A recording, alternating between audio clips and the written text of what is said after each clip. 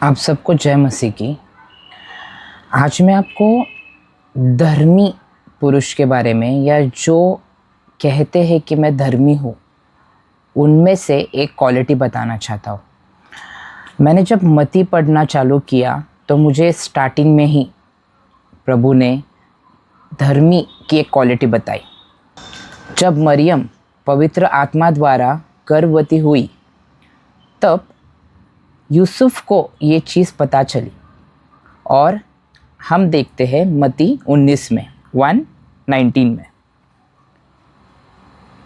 उसके पति यूसुफ ने, जो धर्मी था और उसे बदनाम करना नहीं चाहता था, उसे चुपके से त्याग देने का विचार किया। धर्मी मतलब धर्म नहीं, धर्मी मतलब राइट लिविंग। यूसुफ प्रभु के सामने सीधे से चलता था, राइट लिविंग से चलता था, प्रभु की बात ओबे करता था।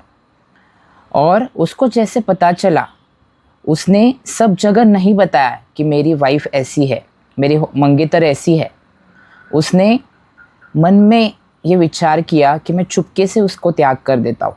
अगर हम उसकी जगह होते तो हम सबको बता देते, ये इसने ऐसा किया, ये ऐसे कैसे, ये किसका है, ये सारी चीज़ें उसको बदनाम कर देते। पर धर्मी की एक क्वालिटी है, धर्मी मतलब प्रभु के सामने राइट लिविंग, मतलब हमें राइट लिविंग से चलना है। जो धर्मी बोलता है अपने आप को, अगर हम धर्मी बोलते हैं अपने आप को, प्रभु ने हमें धर्मी ठहराया, तो हमें किसी को बदनाम नहीं करना चाहिए। जो भी हो, सही हो गलत हो, हमें सारी चीज़ें प्रभु को बतानी चाहिए। हमें अगर पता चले कि हमारे बारे में किसी ने बुरा कहा है तो उसको भी बदनाम नहीं करना चाहिए, या हमें पता चला इसके लाइफ में ये हो रहा है तो उसको भी डिस्कस नहीं करना चाहिए। हमें किसके कैरेक्टर के ऊपर बिल्कुल भी बातचीत नहीं करनी चाहिए, बिकॉज उसका कैरेक्टर हमारे बातचीत से ख़त्म होता है। और हमें यूसुफ की तरह धर्मी राइट लिविंग की तरफ बढ़ना है। हमें किसी को भी बदनाम नहीं करना है। सारी चीज़ें निर्णय से चालू होती है।